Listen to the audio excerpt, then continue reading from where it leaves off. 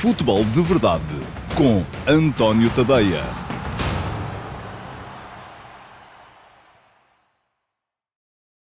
Olá pessoal, muito boa tarde a todos e sejam muito bem-vindos à edição número 129 do Futebol de Verdade para a temporada de 2023-2024. Hoje é quarta-feira, dia 14 de fevereiro de 2024 e hoje teremos Q&A. Isto é, hoje vou responder a perguntas vossas. E porquê é que hoje há Q&A? É muito simples e é isso que eu vos vou explicar. É que ontem não houve edições do Futebol de Verdade Flash e, portanto, hoje não temos aqui edições do Flash para repor. Ontem não houve jogos de campeonato nacional envolvendo as equipas candidatas ao título. Não houve jogos de competições a eliminar nas suas fases decisivas em Portugal. E já só sobra mesmo a Taça de Portugal.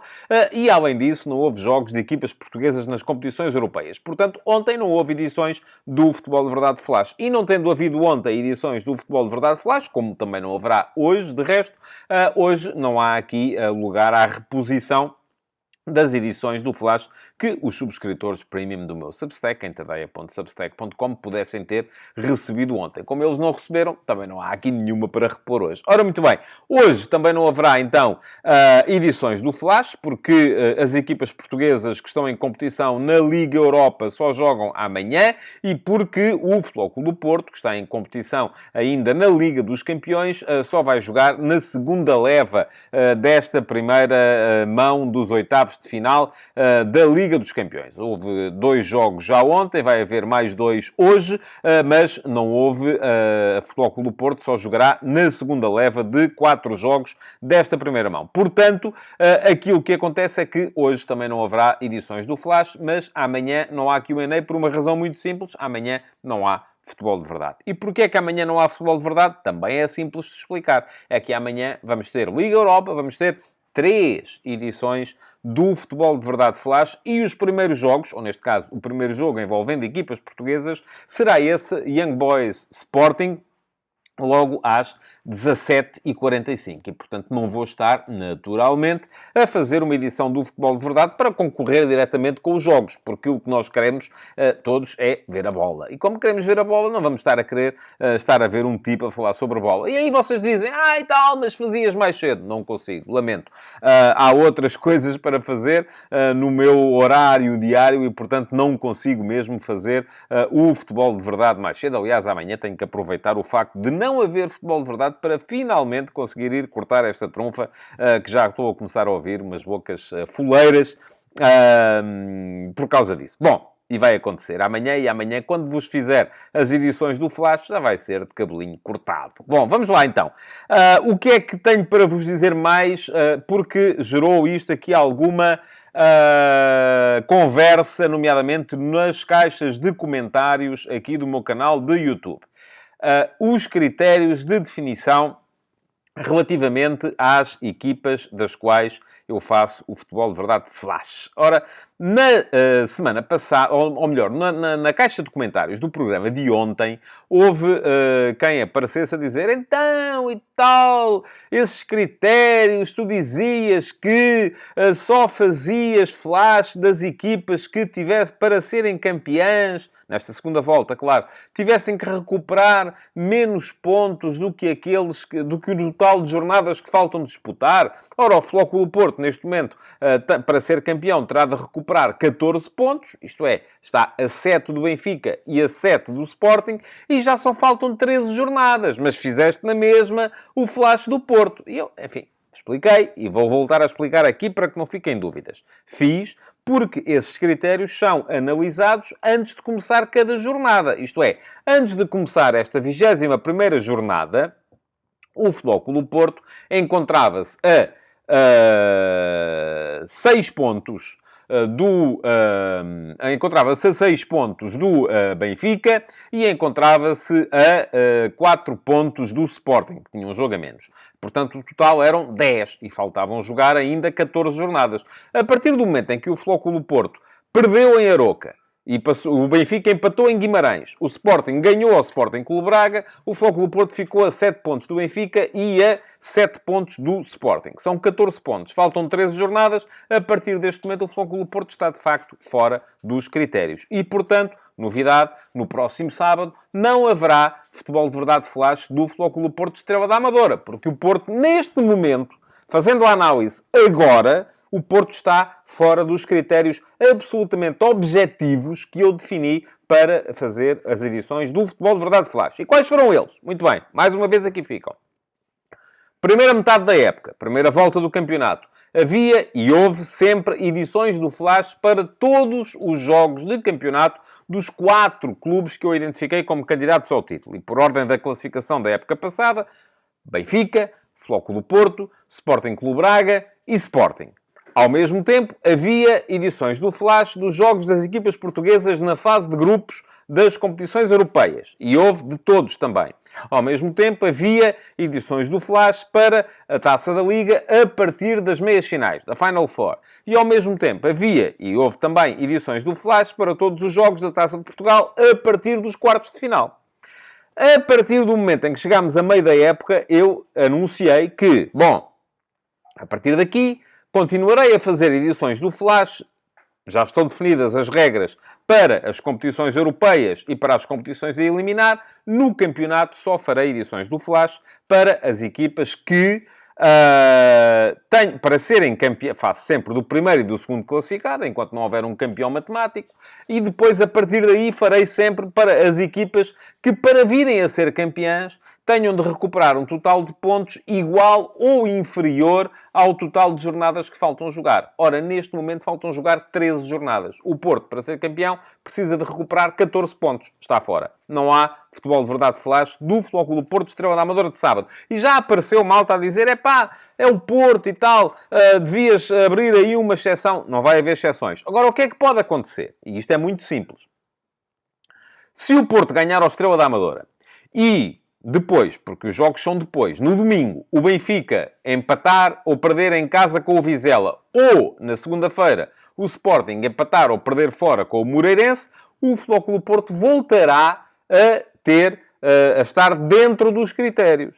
E, portanto, na jornada seguinte, no Gil Vicente Futebol Clube do Porto, voltará a haver edição do Futebol de Verdade Flash do Futebol Clube do Porto. Isto é muito simples, não é? Eu não gosto de ser acusado de estás a favorecer este, estás a favorecer aquele. Nada. Aqui as coisas são absolutamente objetivas. Há critérios, eles estão definidos, é assim que é assim que vai ser. Portanto, meus amigos, neste fim de semana vamos ter edições do Futebol de Verdade Flash do Benfica Vizela no domingo e do Moreirense Sporting na segunda-feira. Antes disso, amanhã teremos edições do Futebol de Verdade Flash dos jogos do Benfica, do Sporting e do Sporting Clube Braga na Liga Europa. E ainda estou para ver como é que vou fazer isto, que isto deve acabar lá para as 4 da manhã. Mas é assim, é o compromisso que está assumido e é isso que vai acontecer. Pronto, esclarecida a questão relativa ao Futebol de Verdade Flash, deixem-me só dizer-vos mais uma coisa a este propósito. É que quem quiser ter a certeza de que recebe no vosso e-mail, logo no final dos jogos, as edições do Futebol de Verdade Flash, o que é que tem que fazer? Tem que ser subscritor premium do meu Substack, em tadeia.substack.com. Essa não é de todo a única vantagem que têm ao serem subscritores premium. Pagam 5 euros por mês, ou 50 euros por ano, se quiserem aproveitar os 2 meses de desconto que vos proporciona um compromisso mais duradouro com o meu jornalismo. E, além disso, têm acesso a todos os textos que são exclusivos para subscritores premium no meu Substack. Portanto, meus amigos, já sabem, se quiserem ter a certeza de que amanhã vão já receber as edições do Flash relativas aos jogos do Sporting, do Benfica e do Sporting Clube Braga na Liga Europa, o que é que têm que fazer é seguir este link e fazerem então a subscrição premium do meu Substack. Para já, vamos entrar nos ataques rápidos, porque depois, hoje, ainda há Q&A. Futebol de Verdade, com António Tadeia.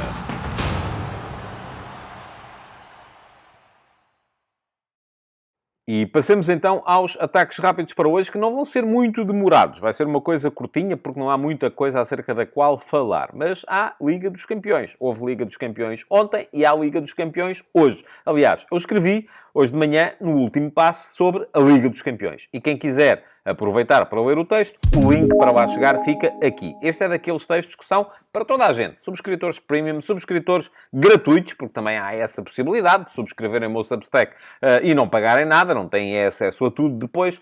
Não subscritores que queiram seguir o link e vão lá parar, podem ler na mesma. Quem veja as coisas através de links nas redes sociais, também pode lá ir parar e ler na mesma. Agora, se fizerem a subscrição, nem que seja gratuita, têm desde logo a garantia de que recebem no vosso e-mail os textos à medida que eles forem sendo produzidos. Textos e outros conteúdos. Bom, mas escrevi hoje de manhã sobre a Liga dos Campeões, sobre quem são os favoritos para a Liga dos Campeões, no meu ponto de vista.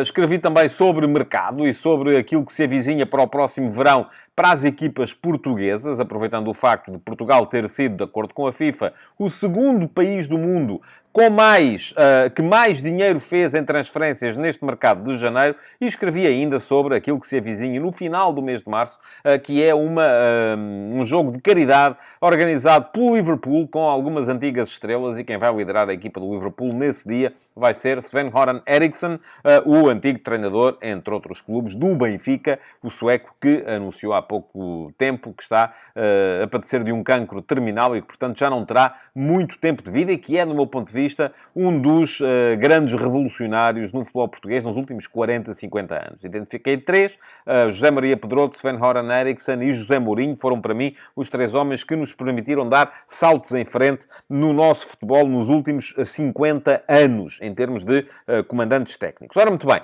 o texto está lá, quem quiser ler, a dar lá um salto e ver. Para já, Liga dos Campeões. Tivemos 2 joguinhos ontem, e não se esqueçam de outra coisa. Há a Fantasy da Champions a decorrer, e quem mudou a equipa, mudou. Quem não mudou, não mudou. Mas eu na quinta-feira, portanto, na quinta-feira da semana que vem, se calhar não, tenho que ver isso por causa da Liga Europa. Bom, mas para a semana, quando acabar esta ronda, quando acabarem estes 8 jogos, perdão, dos oitavos de final, da primeira mão dos oitavos de final, farei aqui, como faço sempre, um ponto da situação com a tabela da nossa Fantasy do Futebol de Verdade, a dizer quem é que vai à frente, quem são os primeiros 10, pelo menos, na nossa competição particular. Portanto, se ainda não fizeram transferências, creio que ainda podem fazer. Enfim, por acaso, se calhar já não podem. Eu não domino muito bem as regras daquilo. Aliás, isso explica o facto de eu estar ali mais ou menos a meio da tabela e de haver tanta gente à minha frente. Mas, jogos de ontem. Ora, muito bem.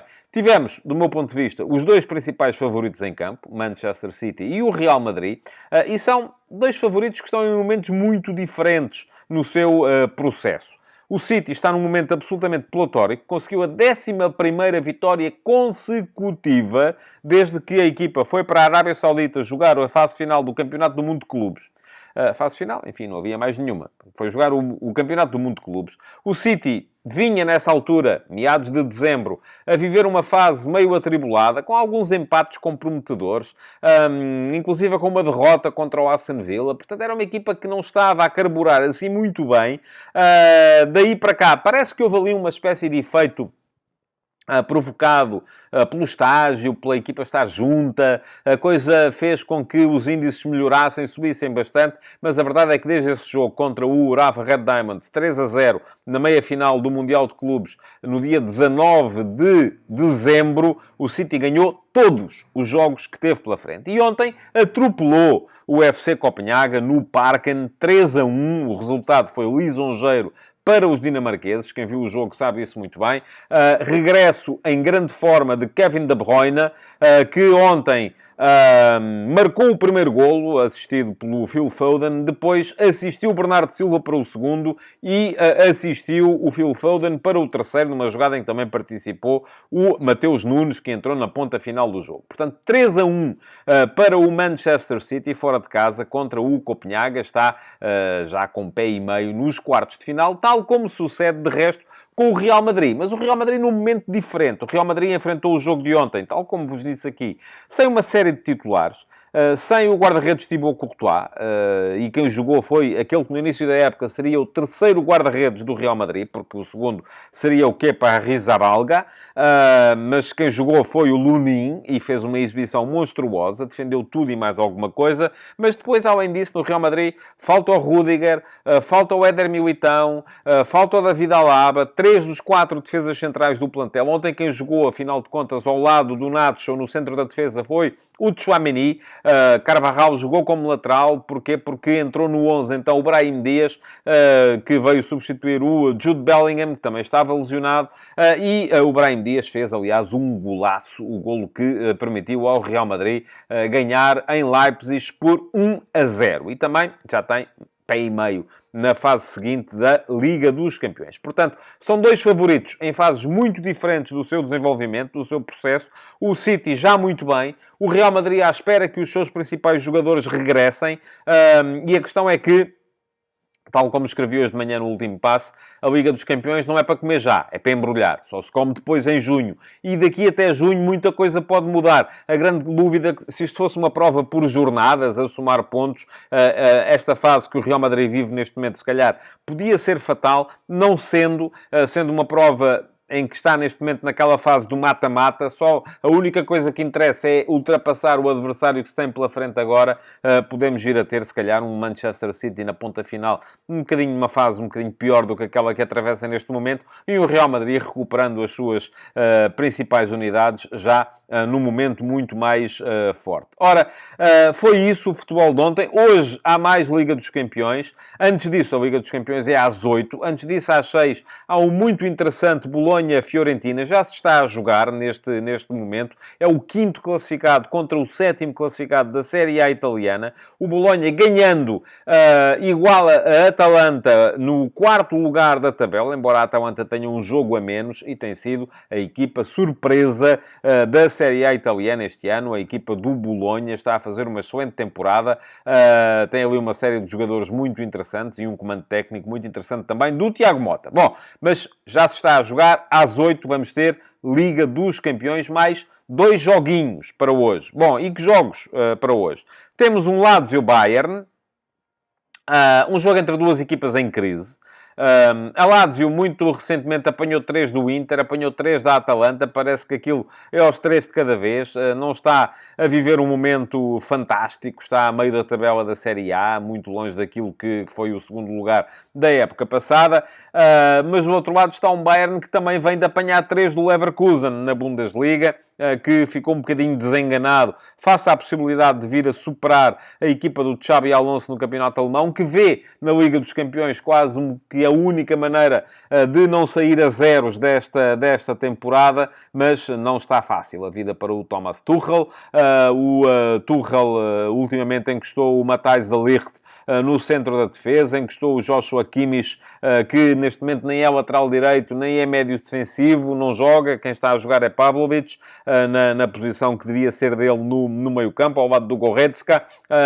Está a utilizar o Eric Dyer como elemento central de uma defesa a 3, que, além disso, também tem por lá o Kim, que é um excelente defesa central, mas que a verdade é que a coisa não está a correr da melhor maneira para a equipa do Bayern, também com algumas lesões importantes, como o Kingsley Coman, como o Alphonso Davies. É uma equipa que não está, de facto, a viver um momento fantástico e, portanto, vai ser um jogo difícil de antever. Ao mesmo tempo, vamos ter um confronto entre Paris Saint-Germain e Real Sociedade. Eu ainda hoje de manhã disse que me parece que este PSG, sobretudo por 2 aspectos. Por um lado, porque já ninguém conta com eles. Se bem se lembram, todos os anos olha-se para o PSG, super investimento, o dinheiro do Qatar, o contrato do Mbappé, era o Messi, era o Neymar, era 30 por uma linha. O PSG era sempre candidato a ganhar a Liga dos Campeões e nunca ganhava. Ficava sempre pelo caminho nos oitavos de final. Este ano já ninguém está à espera. E eu acho que isso pode funcionar um bocadinho como fator a favor da equipa do PSG. Mas há outro fator. É que o PSG este ano tem uma coisa que se chama treinador. Luís Henrique é um tipo com uma ideia. E ter uma ideia é sempre melhor do que não ter nenhuma. e Luís Henrique tem uma ideia. Se ela é boa ou má, enfim, vamos a ver. A certeza que todos nós temos é que ele vai com ela até ao fim. Vai levá-la sempre com ele e isso pode vir a funcionar também a favor da equipa do Paris Saint-Germain. Não me espantaria que o PSG esta época fizesse melhor do que tem feito nos últimos tempos na Liga dos Campeões. Tem a Liga Francesa controlada, a distância para o segundo já é absolutamente avassaladora. Pode centrar-se naquilo que é a participação na Liga dos Campeões e, por outro lado, tem esse fator de já ninguém esperar grande coisa, pode vir a funcionar também a favor de Mbappé e companhia. Vamos a ver, hoje o PSG terá pela frente a Real Sociedade. E a Real Sociedade foi uma equipa que nós vimos dar 2 chocolates ao Benfica já esta época. Um no Estádio da Luz e outro em San Sebastián, que o Benfica não conseguiu sequer ter bola, a não ser quando em San Sebastián já estava a perder por 3-0 e aí a Real Sociedade afrouxou e o Benfica pôde finalmente jogar um bocadinho. Mas a Real Sociedade não está neste momento a viver uma boa fase. A Real Sociedade vem com 384 minutos sem conseguir marcar um golo. Desde que marcou ao Celta por Becker. Depois foi 0-0 com o Raio Vallecano, 0-0 fora de casa com o Girona, enfim, um candidato ao título, 0-0 fora de casa com o Mallorca, em jogo da primeira mão das meias finais da Taça do Rei, e 0-1 com o Osasuna, em casa, na última jornada da Liga Espanhola. Portanto, são 4 zeros consecutivos, são 360 minutos com um golo apenas, marcado pelo Osasuna nesta última jornada. Vida complicada para quem está à espera de golos, se bem que do outro lado temos um Paris Saint-Germain que nas últimas 5 partidas marcou e sofreu. Isto é para a malta das apostas, que gosta destas incongruências. Até o Orléans, equipa modesta dos escalões inferiores de França, marcou um golo ao Paris Saint-Germain. Portanto, de um lado temos uma equipa que não marca nem sofre. Do outro, temos uma equipa que marca sempre e sofre sempre. Vai ser engraçado, com certeza, de ver este jogo, até porque eu acho que são 2 boas equipas, mas com o favoritismo natural do Paris Saint-Germain. Estou mais dividido relativamente àquilo que pode passar-se no Lazio Bayern. Ora, muito bem. Antes de acabar estes ataques rápidos, só mais 2 pequenas notas. Uma para vos dizer que Fábio Ronaldo renovou com o Rio Ave. É uma boa notícia para a equipa do Rio Ave. Fábio Ronaldo é um dos talentos da equipa do Luís Freire, um dos jovens talentos da equipa do Luís Freire. Parece que está neste momento na ideia do treinador devolvê-lo ao ataque porque tem o Umar Embalo para jogar a partir da ala. A mim dá-me um bocadinho ideia de que a coisa funciona melhor ao contrário. Mas vamos esperar para ver o que é que vai acontecer ali. Certo é que com a renovação o Rio Ave fica protegido e tem a certeza de que o jogador não pode sair assim por tudo e meia. E, além disso, ainda uma nota para notícias que nos dizem que o Casa Pia, afinal de contas, não vai fazer obras em Pinamanique, vai deitar aquilo abaixo e fazer um estádio novo. A única coisa que eu acho extraordinário, e já o disse aqui várias vezes, é que o Casa Pia está na Primeira Liga há ano e meio. E ao fim de ano e meio, em que estamos todos à espera que comecem as obras, para acabar esta fantochada, que é o Casa Pia jogar no Estádio Nacional, e depois é o Casa Pia jogar para Rio Maior, enfim, o Casa Pia poder jogar no seu estádio, que acho que é o mínimo, uma equipa que joga na principal competição de futebol em Portugal, jogar no seu estádio, agora ao fim de ano e meio em que as obras não começavam, porque não havia alvará, porque não havia dinheiro, porque não havia autorização, porque não havia isto, não havia aquilo, porque o senhor tinha ido visitar a família, seja pelo que for, agora ao fim de ano e meio decide-se, afinal de contas não há obras nenhumas, vamos fazer um estádio novo. Acho muito bem, diz-se que vai ser mais ano e meio, à espera que o estádio novo possa estar em condições. Vamos a ver se a equipa se aguenta na Primeira Liga ou se depois não chegamos aqui a uma situação. Enfim, o Casa Pia, à partida, é um clube que tem, ou uma SAD, quando for constituída, que tem dinheiro americano ali investido. E por isso mesmo não terá, assim, grandes problemas a esse nível. Mas vamos a ver se quando finalmente houver estádio, não está a equipa na segunda e depois não há receita, porque não há dinheiro da televisão, porque não há bilheteira e não há receita para justificar o investimento que foi feito no estádio, que já devia ter sido feito há mais tempo. Bom, mas isto sou eu aqui a pensar que não tenho que me atravessar com o livro de cheques quando é a altura de fazer as obras. Bom, meus amigos, ataques rápidos concluídos, vamos ao Q&A. Futebol de Verdade com António Tadeia.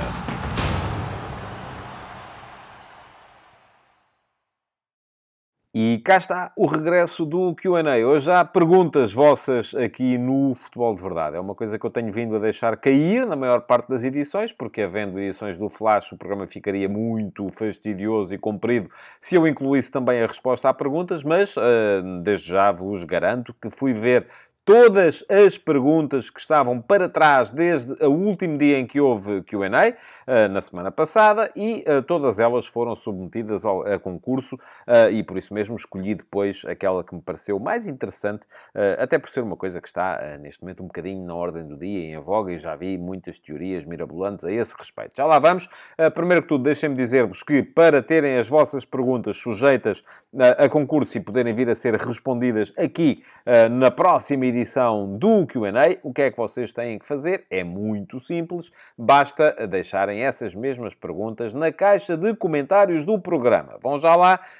Se tiverem alguma questão acerca de futebol sobre a qual queiram saber a minha opinião, algum aspecto mesmo que seja pura e simplesmente factual e objetivo, que desconheçam e queiram ficar a conhecer, é só chegarem lá e tchuca, deixarem a pergunta na caixa de comentários. Podem aproveitar também para terem a certeza de que não vão deixar de assistir a quaisquer edições futuras do Futebol de Verdade ou de qualquer outro programa que apareça por aqui no meu canal, e o que podem fazer é inscreverem-se no canal. Fica aqui o link para poderem fazê-lo, não pagam nada, é só chegar lá e clicarem em cima do botão que diz inscreve-te aqui. Aproveitem também para clicar em cima do sino, que vos garante que o YouTube vos avisa sempre que houver novos conteúdos por aqui no canal. E já agora, aproveitem para deixar o vosso like na emissão de hoje, porque já sabem, comentários e likes ajudam sempre e fazem com que o programa acabe por ser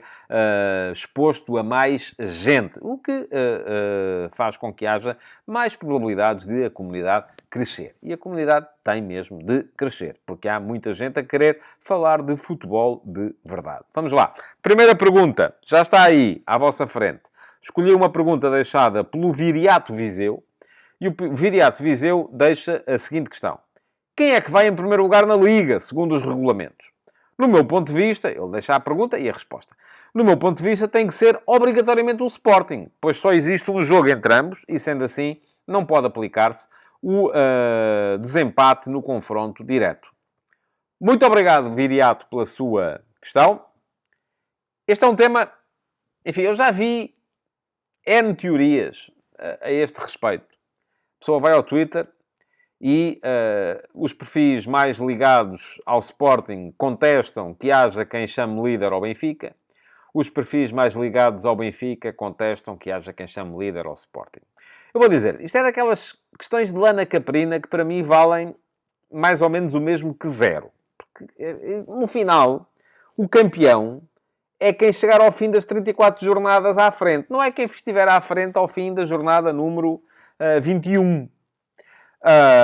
Aliás, quando acabou a primeira volta, fui aqui muito criticado, aqui mesmo lá no Twitter, no meu Substack, por perfis ligados ao Benfica, porque o Sporting chegou ao fim da primeira volta em primeiro lugar do campeonato, e eu fiz uma coisa que faço sempre, que eu já tinha feito quando era o Benfica, que estava à frente, enfim, faço sempre isso, que é, quem está à frente do campeonato, enfim, faço ali uma breve análise, quem ganhou a primeira volta, chamo-lhe campeão de inverno e tal. Não é nada porque não há campeões de inverno. Pois não. Nem eu quero atribuir nenhuma taça à equipa, mas enfim, acho que é um termo que se pode usar, mas que vale também zero. Bolinha. Nada. Não é? É a mesma coisa com quem vai à frente à 21ª e na 20ª, quem era? E à 22ª? E à 25ª? Não interessa. O que interessa é quem está à frente na última. Aliás, a este propósito, aproveito para partilhar convosco, porque a Liga mudou os regulamentos recentemente. Eu já lhe vou dar a resposta à sua pergunta. Mas antes disso, queria explicar esta questão. Muito recentemente, a Liga mudou os seus regulamentos. Porque até enfim, se formos a ver, há 10 anos, na última vez que eu tive responsabilidades num jornal, era eu diretor adjunto do jornal Record, e houve aí uma grande polémica, porque curiosamente também era o Sporting e o Benfica que iam à frente do campeonato com os mesmos pontos. E aquilo que dizia na altura o regulamento da Liga era que quem estava em primeiro, ou melhor, o regulamento da Liga era omisso relativamente às jornadas 1 a 33. Só dizia, no final do campeonato, Quem estiver, se duas equipas estiverem empatadas em pontos, o primeiro, ou a que fica à frente, é aquela que tiver superioridade no confronto direto. Mas isto gerava uma situação, porque depois, normalmente, por uma questão de comodidade, aplicavam-se os mesmos critérios à jornada 1, à jornada 2, à jornada 3, 4, por aí afora, até à 33. E isto gerava uma situação que era pura e simplesmente idiota. E a situação era a seguinte. Imaginemos. Duas equipas. O Carcavelinhos e o União de Lisboa. Vão os dois. Empatados. Têm o mesmo número de pontos. O Carcavelinhos tem superioridade no confronto direto, porque, vamos supor, ganhou em casa e empatou fora. Mas o União de Lisboa tem superioridade na diferença de golos. Ora, aquilo que acontecia nesse momento, na Liga, era que, até à jornada 33, se elas estivessem empatadas, quem estava à frente era a União de Lisboa, porque o confronto direto só se aplicava na última jornada. E, portanto, até aí, quem estava à frente era quem tivesse superioridade na diferença de golos. À 34ª jornada, vamos supor, jornada 33, Carcavelinhos e União de Lisboa, os dois em primeiro. Os mesmos pontos. O Carcavelinhos superior no confronto direto. A União de Lisboa superior na diferença de golos. Quem é que vai em primeiro? Para a Liga e a União de Lisboa. Na última jornada, os dois ganhavam por 3-0 os seus jogos. E, miraculosamente, o Carcavelinhos passava para a frente. E a gente perguntava assim, mas porquê? Isto é só estúpido. Não faz nenhum sentido. E a prova de que isto não fazia nenhum sentido, e na altura nós no Record assumimos, a direção de que eu fazia parte, assumiu o ónus de dizer assim, meus amigos, isto é parvo, e, portanto, o que nós vamos fazer é aplicar à Liga, desde a primeira jornada, os critérios que a própria Liga aplica à jornada 34. Última. O que é que isto gerou? Gerou que, na altura, na classificação da Liga, o Sporting ia à frente, porque tinha superioridade no confronto direto. Mas na classificação do Record, o Benfica ia à frente porque... o Sporting ia à frente porque tinha superioridade na diferença de golos. Mas na classificação do Record, o Benfica ia à frente porque tinha superioridade no confronto direto. Tinha ganho o primeiro jogo. Só havia um jogo feito entre os dois. Que não pode ser. Porque o Record está a favorecer o Benfica. Se calhar foi uma liberdade assumida pelo jornal quando havia uma classificação oficial. Não devíamos tê-lo feito. Se calhar não. Se calhar sim. Aquilo que existia era estúpido. Era. Acho que isso é absolutamente inegável. E, portanto, nós tentámos antecipar-nos a uma medida que a própria Liga veio a assumir anos mais tarde. Tivemos razão antes do tempo. O que é que acontece neste momento? E agora sim vou responder à sua pergunta. Quem é que está à frente do campeonato neste momento? É o Benfica. E ao Benfica, porquê? Vamos olhar para o regulamento. O que é que diz o regulamento? Diz o seguinte.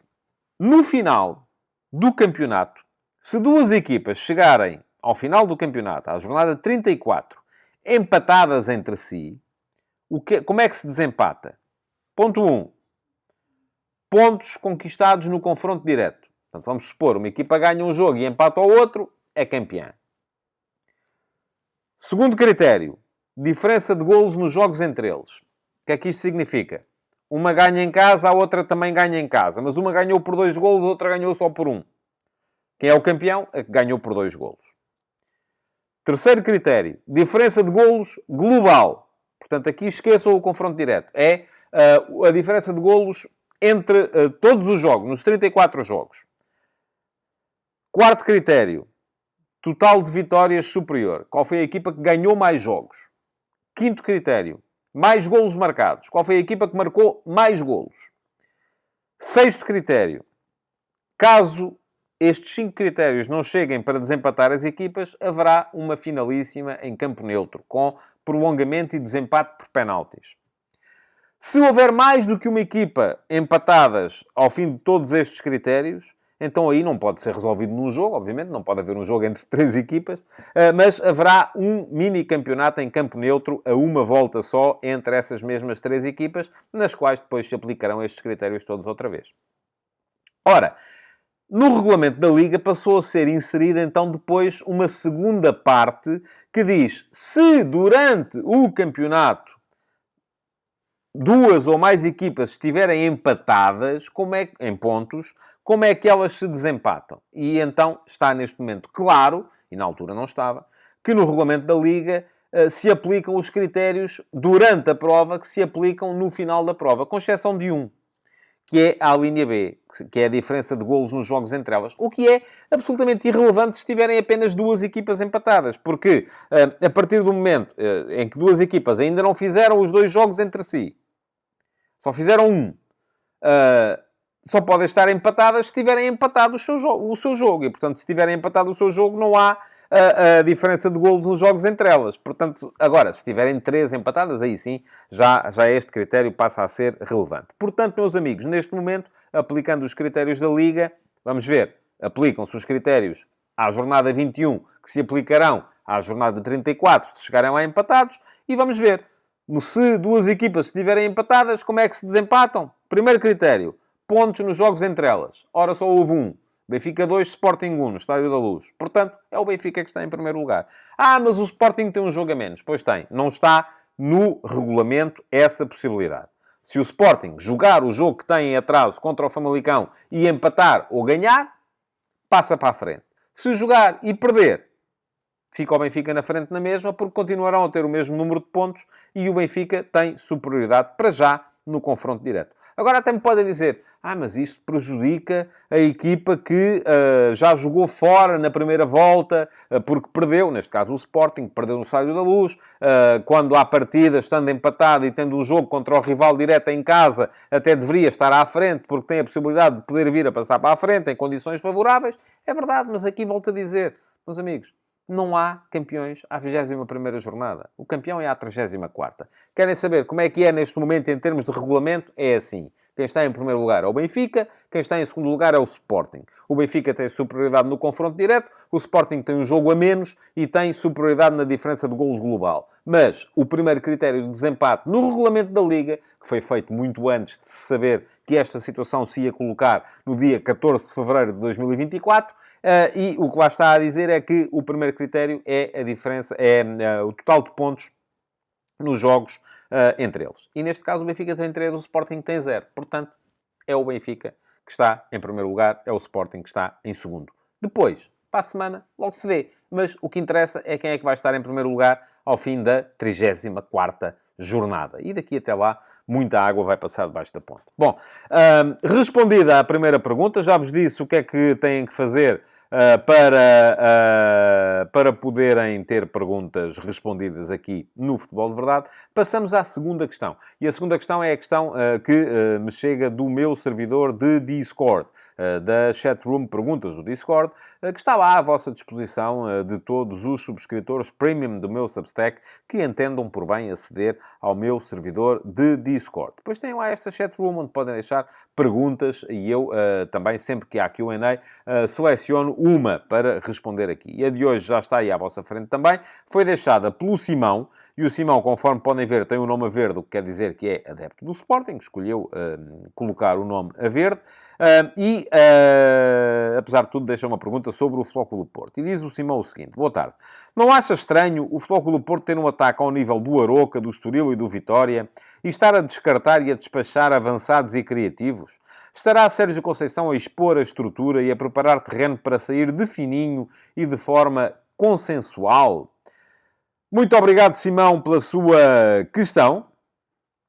Deixe-me só abrir aqui a classificação para não dizer aqui nenhuma asneira. Ora, o Porto tem neste momento 35 golos marcados no campeonato, o que são menos 11 do que o Benfica, que tem 46. São menos 23 do que o Sporting, que tem 58. São menos 11 do que são menos 9 do que o Sporting Clube Braga, que tem 44. São os mesmos que o Aroca, e são os mesmos que o Estoril, e portanto tem razão o Simão quando diz aquela parte da pergunta que o Porto neste momento tem um ataque ao nível do Aroca e do Estoril. E de facto isso é uma verdade. Pelo menos tem marcado o mesmo número de golos. Agora, a parte em que eu já diverjo um bocadinho da pergunta que o Simão aqui deixou é quando ele faz uma associação entre o facto do Futebol Clube do Porto estar a despachar goleadores e criativos com o facto do Futebol Clube do Porto ter tão poucos golos marcados. O Porto não tem tão poucos golos marcados porque despachou goleadores e criativos. O Porto tem tão poucos golos marcados porque perdeu boa parte da época com todos esses goleadores e criativos no plantel e eles não foram relevantes. Porquê? Porque eu acho que o plantel do Porto, desde o início da época, era muito irregular. Não era um plantel que fosse equilibrado. Era um plantel desequilibrado. Era um plantel onde havia, por exemplo, se formos a ver, o Porto, mesmo assumindo que podia jogar com 2 pontas de lança, que à partida os titulares seriam Evanilson e Taremi, ainda lá tinha o Tony Martínez, o Dani Namazo, o Fran Navarro e o Verón. Eram 6 homens para 2 posições. Eu acho que a aquisição do Fran Navarro, esta época, ainda por cima cara, era escusada. E aquilo que houve neste mercado de janeiro foi uma correção em que se chegou à conclusão, viemos buscar este tipo, não precisávamos dele, já cá tínhamos outros, portanto vamos lá, mas é emprestá-lo para ver se ele valoriza, eventualmente se conseguimos reaver o dinheiro que investimos nele, ou se pelo menos ele não fica parado mais 4 ou 5 meses e no dia em que o Taremi se for embora, porque vai acontecer no final da época, ele entra aqui já mais rodado e mais confiante, depois de uma meia época a ser importante na equipa em que esteve. Portanto, não acho de todo que o Futebol Clube do Porto tenha neste momento o ataque tão pouco realizador por estar a despachar, conforme diz o Simão, criativos e goleadores. Acho que tem um ataque tão pouco realizador porque nunca encontrou uma forma de funcionar. E o Porto, se formos a ver, passou quase meio campeonato, ou mesmo meio campeonato. Foi quase. Não chegou a ser meio campeonato, porque o jogo com o Boa Vista ainda pertenceu à primeira volta. E o jogo com o Braga, já com a nova estrutura, também ainda pertenceu à primeira volta. Portanto, o Porto passou 16 das 17 jornadas que levou a primeira volta do campeonato a jogar numa forma que a mim me parece equivocada. E que ao próprio treinador também lhe parecerá equivocada, porque ele, entretanto, a alterou. E o Porto, desde então, desde que o Porto mudou no plano tático, desde que o Porto largou aquele 4-4-2 demasiado estreito, em que quem dava largura eram só os laterais, em que depois os 2 pontas de lança abriam muito nas faixas, para os 2 médios ofensivos virem ocupar uma posição no centro do terreno e criarem perigo por dentro. Um sistema em que o PP nunca se percebia muito bem o que é que ele tinha que fazer, porque ora era lateral direito, ora era médio ofensivo pela esquerda, ora era médio ofensivo pela direita, ora era segundo médio, e o próprio jogador acabou por perder muito com isso. Um sistema em que Evanilson e Taremi, a última vez que eles jogaram juntos de início, apareceu o Evanilson a jogar aberto na direita e o Taremi a jogar aberto na esquerda. E foi, salvo erro, o jogo... não tenho a certeza se foi o jogo contra o Boa Vista ou se foi o jogo contra o Casa Pia, mas acho que foi contra o Boa Vista. E isto acabou por condicionar o Porto e obrigar o Porto a atacar mal na maior parte dos jogos. Sendo que a equipa tinha um excesso de goleadores ou de pontas de lança, não fazia golos, não era porque não os aproveitava, porque não dava para meter todos em campo ao mesmo tempo. O Porto não podia jogar com Evanilson, Tony Martínez, Taremi, Fran Navarro, os 4 no 11. Não era assim que ia marcar mais golos. Não, antes pelo contrário. O que faltava era uma ideia, era um sistema que permitisse que, jogando só com um, porque foi isso que o Porto passou a fazer a partir do momento em que o Taremi foi para a seleção do Irão, para a Taça da Ásia, o Porto passou a jogar em 4-3-3 só com um ponta de lança e começou a marcar mais golos. Querem ver? Olhem, nos últimos 6 jogos, e é verdade que o Porto, entretanto, empatou com o Rio Ave 0-0, mas criou bastantes oportunidades e podia e devia ter ganho esse jogo. Perdeu em Aroca, mas marcou 2 golos. Perdeu em Aroca não foi por marcar pouco, foi por sofrer muito. Mas o Porto, nos últimos 6 jogos, estamos a falar Estoril fora para a Taça de Portugal. Braga em casa para o campeonato. Moreirense em casa para o campeonato. Farense fora para o campeonato. Rio Ave em casa para o campeonato. E Aroca fora para o campeonato. O Porto marcou, nestes 6 jogos, marcou 16 golos. Está numa média de quase 3 golos por jogo. Portanto, é uma média perfeitamente aceitável. Nos 6 jogos antes deste, em que muitas vezes jogou com 2 pontas de lança, quase sempre Evanilson e Taremi, e estamos aqui a falar dos jogos Casa Pia em casa, Shakhtar Donetsk em casa, Sporting fora, Leixões em casa para a Taça da Liga. Shakhtar foi para a Liga dos Campeões. Chaves em casa e Boa Vista fora. Estes dois para o campeonato. Isto, enfim, são jogos... Eu até arrisco quase a dizer que são jogos de um nível de dificuldade quase semelhante.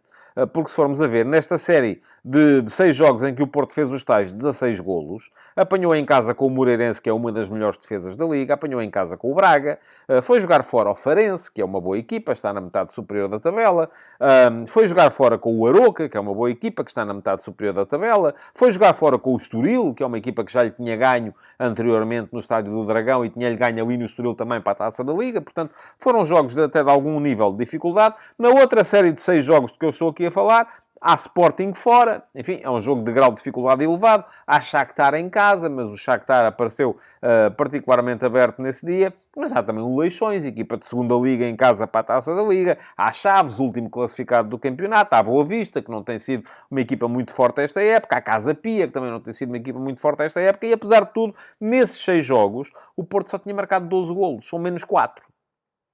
Portanto, a questão que se coloca aqui não é tanto a de estarmos perante uma equipa do Porto que está a marcar poucos golos porque não usa os seus criativos e os seus pontas de lança. Estivemos até determinada altura perante uma equipa do Porto que marcava poucos golos porque não tinha uma ideia clara e concreta da maneira de chegar e de servir os seus pontas de lança. Aliás, começou a marcar mais quando passou a usar só um. E se num plantel que usasse 2 pontas de lança de início, ter Taremi, Evanilson, Tony Martínez, Namazo, Fran Navarro, Verón, era demais. Para um plantel que joga só com um, ter essa gente toda, ainda mais era, não é? Portanto, é normal que alguns tenham tido que sair e que alguns tenham tido que ir à vidinha deles. Faz todo o sentido. Portanto, não acho nada que o Sérgio Conceição esteja a querer, tal como diz, expor a estrutura para sair de fininho. Acho sim que ele demorou demasiado, do meu ponto de vista, a encontrar uma estrutura dentro de campo, não estou a falar da estrutura fora de campo, estou a falar da estrutura dentro de campo, que lhe permitisse, como permite este 4-3-3 que o Porto usa neste momento, ser mais claro na maneira de atacar. E neste momento o Porto é uma equipa que é clara nas suas manobras ofensivas. Tem no Alan Varela, e agora está lesionado e pode ser um problema, um médio-centro que dá saída de bola com qualidade.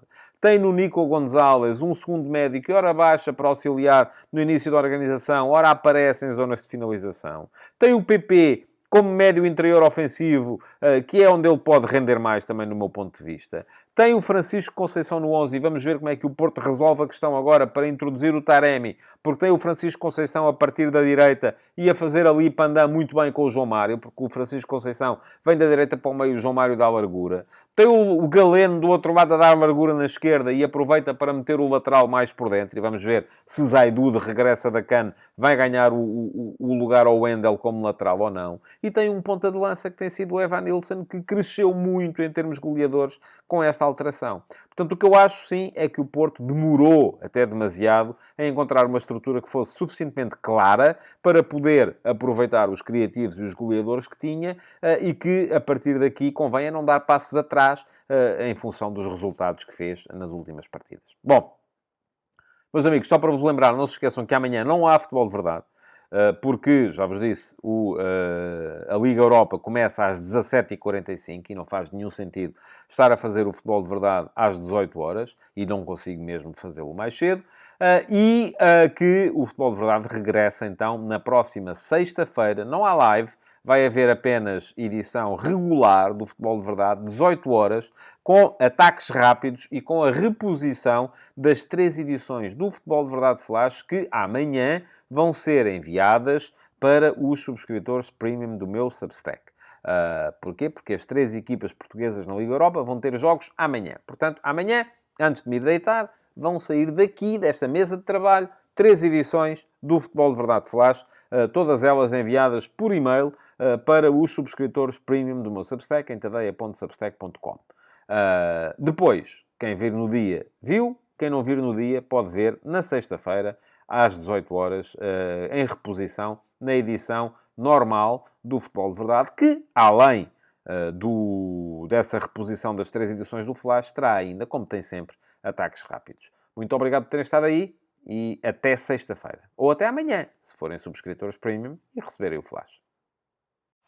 Futebol de Verdade